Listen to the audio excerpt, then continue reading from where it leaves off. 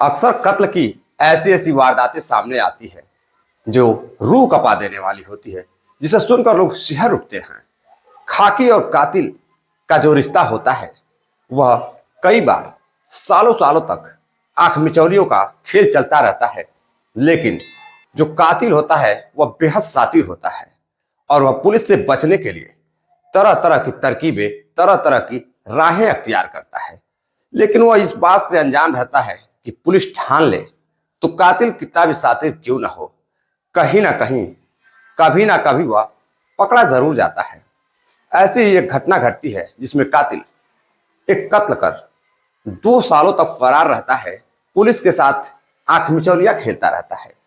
लेकिन पुलिस एक दिन उसे गिरफ्तार करती है और जब गिरफ्तार करती है और उससे पूछताछ करती है तो जो कातिल रहता है वह एक ऐसी हकीकत बताता है पुलिस को जिससे पुलिस भी दंग रह जाती है।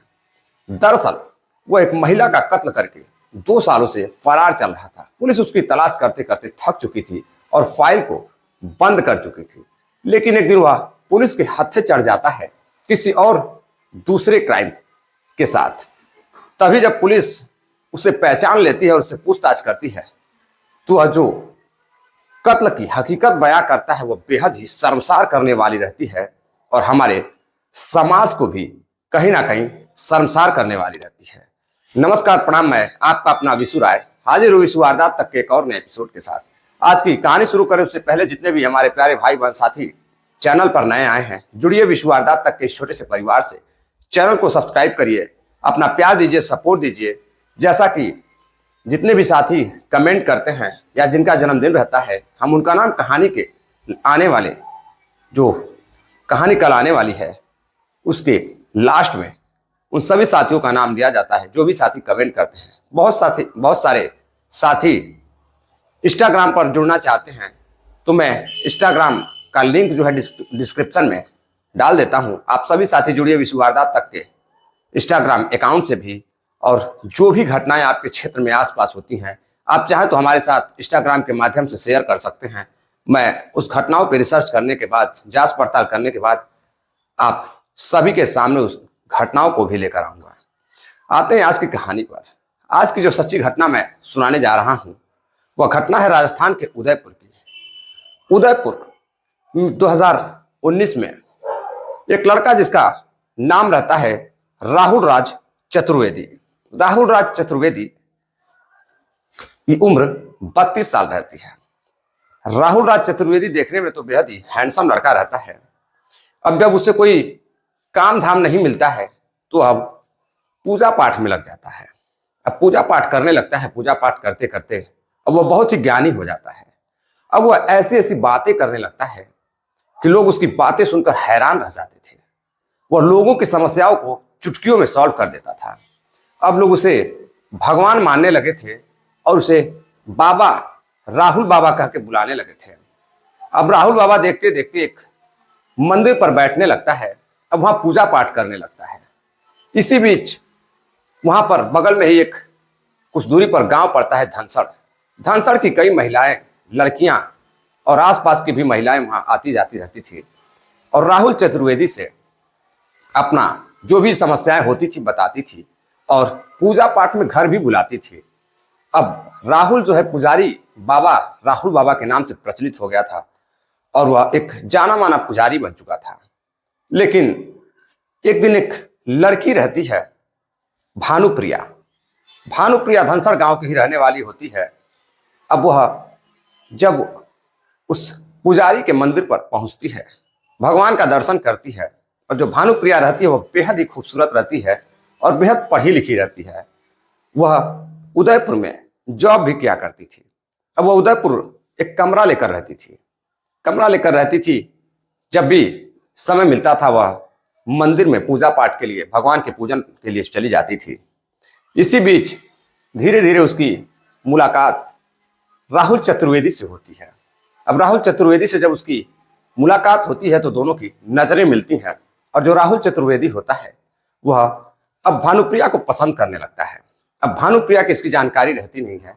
भानुप्रिया अब अक्सर करके मंदिर जाने लगती हैं और जो पुजारी होता है उसको एक बार अपने कमरे पर भी ले जाकर पूजा पाठ के लिए, हवन वगैरह के लिए कमरे पर बुलाती हैं। और राहुल चतुर्वेदी इसी बीच उनके कमरे पर जाता है और हवन पूजन करता है। हवन पूजन करने के बाद जो पुजारी होता है, अब उसका इतना नाम रहता है कि भानुप्रिया अब उसका नंबर लेती हैं और उससे बातचीत करने लगती हैं। जब भी कोई समस्या होती, कोई भी दिक्कत परेशानी होती या फिर किसी की कुंडली पूछनी होती, तो वह भानुप्रिया राहुल चतुर्वेदी को फोन लगाकर बातचीत किया करती थी। अब धीरे धीरे दोनों की बातचीत बढ़ने लगती है और दोनों एक दूसरे के काफी अच्छे दोस्त बन जाते हैं। अब दोनों एक दोस्त की तरह बातचीत करने लगते हैं। अब जब बातचीत आगे बढ़ती है तो जो राहुल चतुर्वेदी होता है वह भानुप्रिया को अपना दिल दे बैठता है और भानुप्रिया भी राहुल चतुर्वेदी को अपना दिल दे बैठती हैं। अब दोनों फोन पर कई घंटों तक बातें करते और अक्सर कर समय भानुप्रिया का मंदिर में ही गुजर जाता था।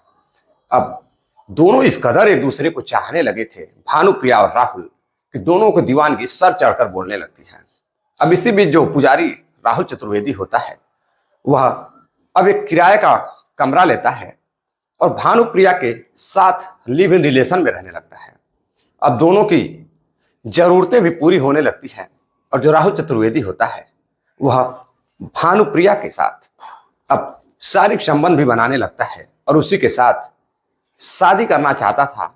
लेकिन अपने पूजा पाठ करते समय ना निकाल कर वह भानुप्रिया के साथ ही करीब 2 सालों तक रहता है।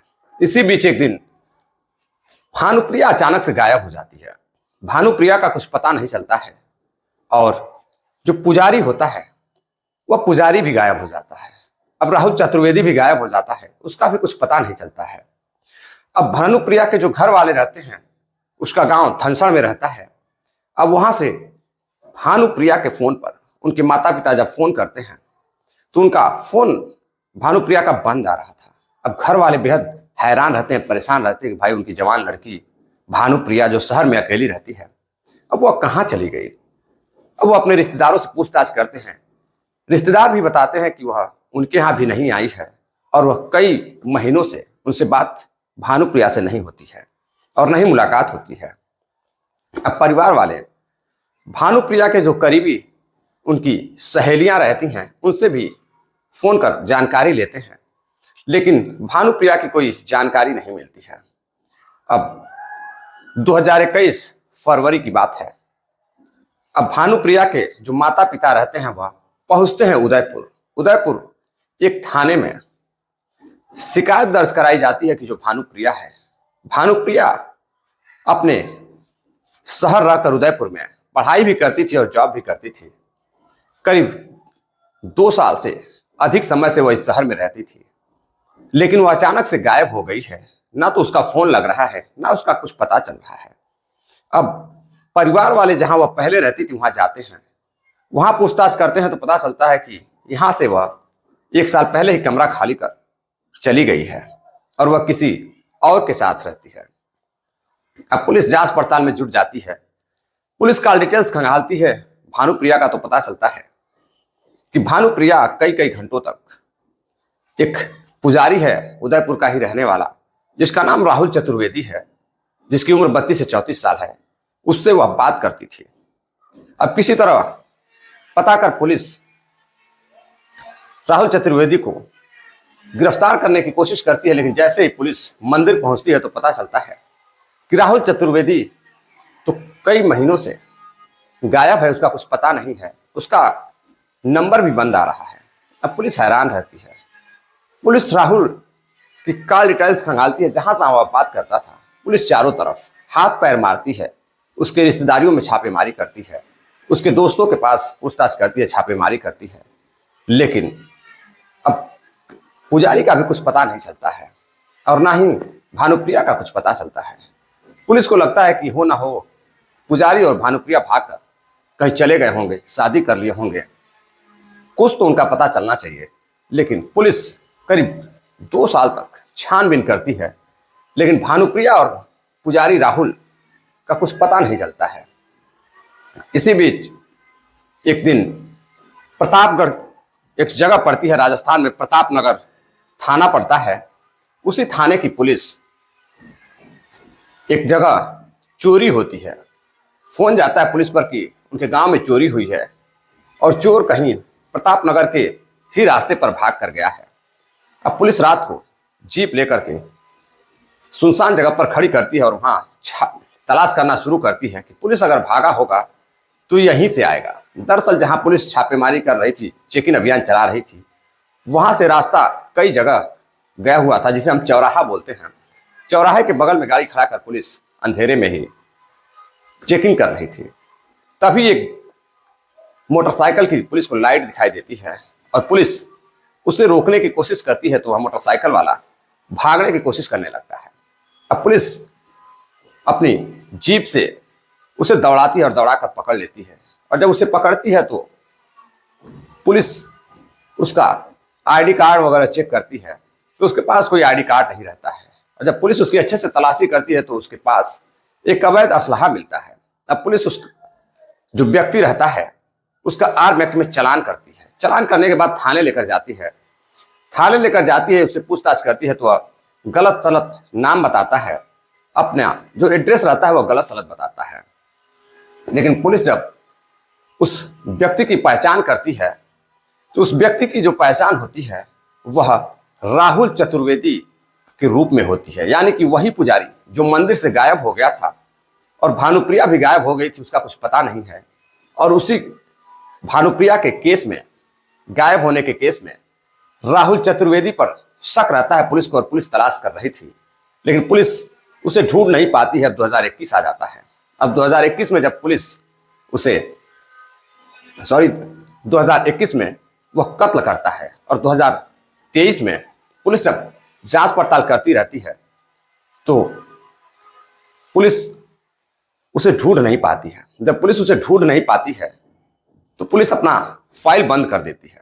पुलिस उसे सोचती है कि दोनों भाग गए होंगे या कहीं चले गए होंगे। या अब पुलिस को कोई जानकारी नहीं मिलती है। 2019 से लगाए 2021 तक दोनों लिव इन रिलेशन में रहते हैं। उसके बाद लड़की गायब हो जाती है। अब पुलिस तेज तक आते आते 2 साल हो जाते हैं। बहुत सारे पुलिस ऑफिसर की अदला बदली होती है। फाइलों को धूल फाकने के लिए अलमारी में डाल दिया जाता है।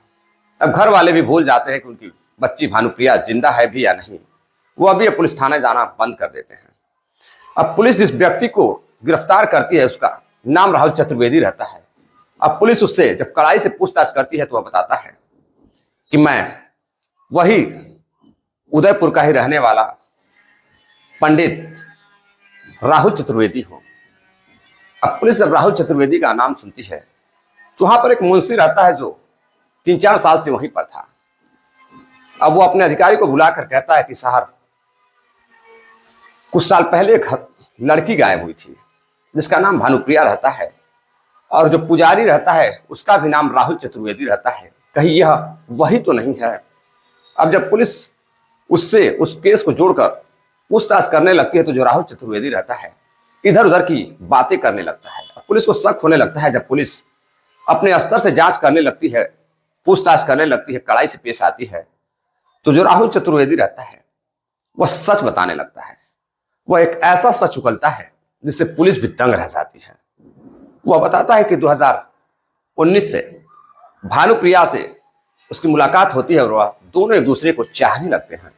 जब दोनों एक दूसरे को चाहने लगते हैं तो दोनों अब एक कमरा लेते हैं और दोनों लिव इन रिलेशन में रहने लगते हैं। अब लड़की भानुप्रिया से शादी करना, जो लड़की भानुप्रिया रहती है वह राहुल चतुर्वेदी से शादी करना चाहती थी, लेकिन जो पुजारी राहुल चतुर्वेदी रहता है वह शादी नहीं करना चाहता था। वह सिर्फ लिव इन रिलेशन में लड़की के साथ रहना चाहता था, क्योंकि लड़की किसी और कास्ट की थी। अब वह सिर्फ उस लड़की का इस्तेमाल करता था अपनी हवस के लिए। अब जब लड़की जिद पर आ जाती है तो वह एक दिन लड़की से झगड़ा करने लगता है। लड़की कहती है, नहीं, आज मेरे साथ अगर संबंध बनाओगे तो अच्छा नहीं होगा। तुम्हें मेरे साथ संबंध बनाने से पहले आज शादी करनी होगी, चाहे मंदिर में करो या फिर कहीं करो। मैं तुम्हारे साथ 2 सालों से लिव इन रिलेशन में रहती हूँ, अब मैं ऊब चुकी हूँ। अब लड़का जो पुजारी रहता है राहुल, वह उसे गुस्सा आती है और गुस्से में लड़की का गला घोट देता है।